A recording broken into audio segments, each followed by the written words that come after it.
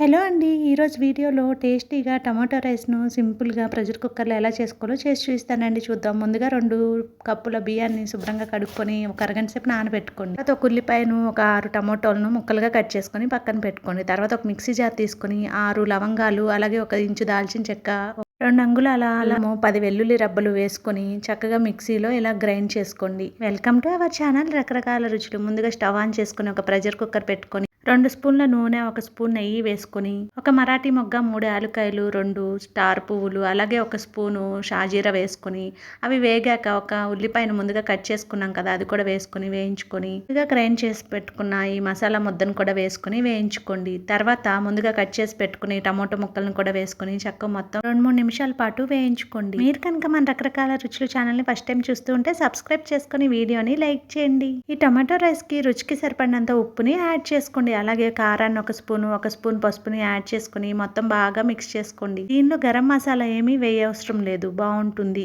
ఈ విధంగా ఒకసారి ట్రై చేయండి తప్పకుండా. ఇలా ముక్కలన్నీ వేగాక 1 కప్పు రైస్ కి 1:30 నీళ్లను పోసుకోండి. మామూలుగా అయితే 2 యాడ్ చేస్తాం కదా, ఇక్కడ టమోటాలను వేసాం కాబట్టి ముద్దగా అయిపోతుంది. అందుకని 1 పావు వాటర్ తగ్గించి పోసుకోండి. తర్వాత వాటర్గా నానబెట్టుకున్న బియ్యాన్ని కూడా యాడ్ చేసుకొని చక్కగా ప్రెషర్ కుక్కర్ మూత పెట్టుకొని మీడియం ఫ్లేమ్లో 2 విజిల్స్ వచ్చేంత వరకు ఉంచి స్టవ్ ఆఫ్ చేసేసుకోండి. అంతే, చక్కగా ఉడికిపోతుంది ఈ టమాటో రైస్.